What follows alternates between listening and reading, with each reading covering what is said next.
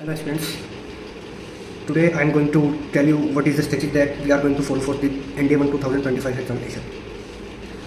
Let me tell you the strategy now. We have 5 days of October left right now from today and full of November, December, January, February, March. हमको पता है कि नवंबर के अंदर भी काफ़ी सारे फेस्टिवल्स हैं, तो उस चीज़ को भी ध्यान में रखते हुए, और क्योंकि अप्रैल में तो एग्जाम ही है, उस चीज़ को नेगलेक्ट ही करते हुए किस दिन आएगा एग्जाम, तो उसको तो नेगलेक्ट करके चलो, तो हमारे पास मोटा मोटा नवंबर, दिसंबर, जनवरी, फरवरी, मार्च 1 2 3 4 5 महीने हैं अभी. तो I am telling you the strategy that we have to follow. हमको सबसे पहले कोशिश करना है कि अपना सिलेबस दिसंबर तक ज़्यादातर जितना हो सके उसको कवर कर लें, क्योंकि उससे हमको एक चीज़ पता लग जाएगी कि हम कितने पानी के अंदर है, कि हमारा लेवल क्या है, व्हाट इज़ आवर लेवल. तो उसके लिए सबसे पहले मैथमेटिक्स के लिए स्ट्रेटजी क्या रहेगी हमारी. तो मैथमेटिक्स के अंदर जैसे कि वो 10-11 चैप्टर आपको बताए थे अभी पिछली वीडियो में, तो ये हमारे पास चैप्टर्स है, तो इसको मैंने डे वाइज डिवाइड कर दिया कि हमको कब कौन सा चैप्टर डिवाइड पढ़ना है. तो सबसे पहले तो मैंने बताया कि 3 इंपॉर्टेंट चैप्टर होते हैं, trigonometry, matrix and determinant, set, relation and function. आप लोग देख सकते हैं कि सबसे ज़्यादा टाइम मैंने इन 3 चैप्टर को दिया है 15-15 दिन का. और फिर प्रोबेबिलिटी, स्टैटिस्टिक्स की थोड़ी टफ होता है पढ़ने के अंदर, तो इसको हम लास्ट में पढ़ेंगे सबसे, और काफ़ी टाइम देकर पढ़ेंगे इनको भी इसी की तरह. तो ट्रिग्नोमेट्री को हमको 15 दिन में खत्म करनी है. 15 दिन मतलब 15 नवंबर तक, 1 नवंबर से लेकर 15 नवंबर तक हमको ट्रिग्नोमेट्री पढ़नी है. फिर 15 नवंबर से 15 दिन मतलब 30 नवंबर तक हमको क्या करना है, इसको MND मैट्रिक्स एंड डिटरमिनेंट्स को खत्म करना है. उसके बाद इन 15 दिन में आपको प्रैक्टिस भी करनी है, सिलेबस पढ़ना भी है, इनको कॉन्सेप्ट को, उसके बीच में कोई कुछ नहीं उठाना, सिर्फ हमको ये पढ़ना है.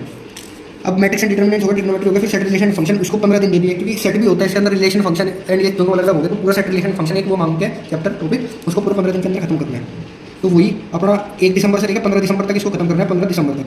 फिर कॉम्प्लेक्स नंबर, क्वाड्रेटिक इक्वेशन और 2D वेक्टर 3D, ये काफ़ी छोटे छोटे टॉपिक्स हैं. जैसे कॉम्प्लेक्स नंबर 5 दिन में, वैसे 1-2 दिन में कॉन्सेप्ट खत्म हो गया, फिर 2-3 दिन प्रैक्टिस करेंगे. ऐसे क्वाड्रेटिक इक्वेशन और वेक्टर एंड 3D इनको 15 दिन में, तो दिसंबर के लास्ट तक 30 दिसंबर तक ही खत्म होगी.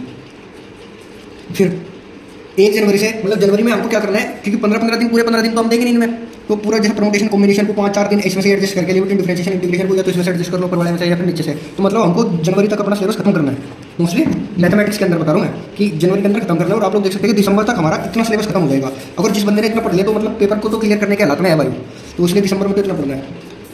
मोस्टली सिलेबस हमको दिसंबर तक ही खत्म करना था. उसके बाद इंग्लिश, मैथमेटिक्स तो हो गया, अब हमें डेली पढ़नी है चीज़ें. मैथमेटिक्स को डेली पढ़ना है, प्लस इंग्लिश को डेली पढ़ना है, और प्लस जैसे GS में से साइंस, या फिर GS में से जनरल स्टडीज में जियोग्राफी को कब पढ़ना है उसका भी स्ट्रेटजी है. प्लस एक एक्स्ट्रा अदर सब्जेक्ट, साइंस हो सकता है वो, या जियोग्राफी हो सकता है वो, मैं बताऊंगा अभी वीडियो में. पर मैथमेटिक्स और इंग्लिश डेली हमको स्टडी करनी है.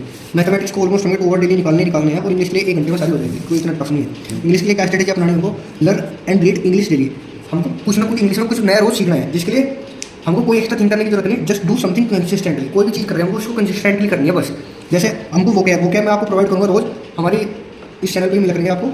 मैं आपको रोज वो क्या दे दूँगा जो मैं पढ़ूंगा रोज, वो आप भी पढ़ सकते हो, आपके साथ शेयर कर दे दूँगा मैं थ्रू दिस प्लेटफॉर्म. और ग्रामर की कोई भी टॉपिक, जैसे नाउन पढ़ लिया, नाउन के ऊपर क्वेश्चन लगा लिया, थोड़े से लगा लिया, मतलब लगा लिया ऐसा नहीं क्योंकि आज हमने नाउन पढ़ लिया या कल 3-4 दिन में, क्योंकि इंग्लिश के लिए हमारे पास आप देख सकते हो 5 महीने हैं, तो डेली पढ़ेंगे तो धीरे धीरे हो जाएगी इंग्लिश. थोड़ी ग्रामर पढ़ लिया, कोई भी बुक डेली रीड करनी है, एटलीस्ट 5 पेज तो कम से कम रोज पढ़नी है, उसके अंदर से वर्ड यूज़ करें और उसको करें. यही चीज़ होती है, क्योंकि आप लोग देख सकते हैं इंग्लिश का पैटर्न आजकल क्या होता है, थोड़ा रीडिंग बेस्ड हो चुका है, तो इंग्लिश को ईजिली हम इस तरीके से करेक्ट कर सकते हैं. और मैं आपको वो डेली दे दूँगा, तो आप लोग वहाँ से पढ़ सकते हो. अब बात है केमिस्ट्री, साइंस की. साइंस में 2 पार्ट होते हैं, जैसे आपको पता है, chemistry, physics and biology. Chemistry को आपको 15 दिन में खत्म करनी है. जैसे हमने बताया कि मैथमेटिक्स के साथ एक सब्जेक्ट एक्स्ट्रा अदर होगा, तो अभी हम 15 दिन शुरू के नवंबर तक केमिस्ट्री पढ़ेंगे. 15 नवंबर 15 दिन में खत्म हो जाएगी केमिस्ट्री. उसके बाद 30 नवंबर तक ऐसे 15 दिन में फिजिक्स और बायोलॉजी, ऐसे ही 15 दिसंबर तक. और 15 दिसंबर के जस्ट बाद हमको क्या पढ़ना है, जियोग्राफी. तो मतलब 30 दिसंबर तक हमारा गेट का जितना हमें पोर्शन पढ़ना था वो खत्म हो जाएगा. जैसे कि आप लोग देख सकते हैं, 15 दिन नवंबर तक केमिस्ट्री पढ़ रहे हैं हम, मैथमेटिक्स, इंग्लिश प्लस केमिस्ट्री 15 नवंबर तक. और फिर उसके बाद 30 नवंबर तक क्या हो जाएगा, 15 दिन में खत्म हो गया, फिर मैथमेटिक्स, इंग्लिश प्लस फिजिक्स. फिर 15 दिसंबर तक क्या हो जाएगा, मैथमेटिक्स, इंग्लिश प्लस बायोलॉजी. इसमें क्वेश्चन प्रैक्टिस भी करनी है, सिलेबस भी पढ़ना है. ऐसे फिर 30 दिसंबर तक हमारा मोस्टली सिलेबस सारा क्या होगा, खत्म हो गया. फिर हम लगाएंगे मॉक टेस्ट थोड़े 5-4 दिन डेली, मतलब एक मॉक टेस्ट लगाए करेंगे. उसके बाद here we have almost complete our syllabus. हमने मोस्टली अपना सारा सिलेबस गेट का एटलीस्ट खत्म कर लिया, और मैथमेटिक्स का भी मोस्टली खत्म कर लिया. अब जनवरी में हमको क्या करना है, पूरी जनवरी रिवीजन जो हमने पढ़ा है उसका पूरा रिवीजन, जो नोट्स बनाए हैं, और उसका प्रैक्टिस. जनवरी में रिवीजन और प्रैक्टिस. और फेब और मार्च में क्या करना है, रिवीजन तो करना ही है, साथ साथ रिवीजन नहीं छोड़ना. रिवीजन इज मोस्ट इंपॉर्टेंट की टू क्रैक एनी एग्जामिनेशन. और पूरे मॉक्स लगाने हैं, और PYQs जो मैं आपको एनालाइज करके बताता रहूँगा टाइमली रोज. और प्रैक्टिस, बस हमारा मेन रिवीजन काम क्या रहेगा. फिर 2-3 मंथ, जनवरी, फरवरी, मार्च, क्योंकि आप लोग देख सकते हैं हमने दिसंबर तक ही सारा सिलेबस खत्म कर लिया. तो जनवरी और फरवरी और मार्च में हमको क्या खत्म करना है, सिर्फ प्रैक्टिस और मॉक टेस्ट और रिवीजन डेली. रिवीजन और प्रैक्टिस डेली करनी है. ये दीज आर द मेन की. हम पढ़ कितना ही लो, पर अगर हमारा वो जो पढ़ा हमने वो याद नहीं है, रिवाइज नहीं है, और क्लियर नहीं है कि हमने क्या ही पढ़ा, तो उसको कोई बेनिफिट नहीं है. तो we are ready to fight school progress. This is the right way and strategy for the ND1 2025. Let's get started.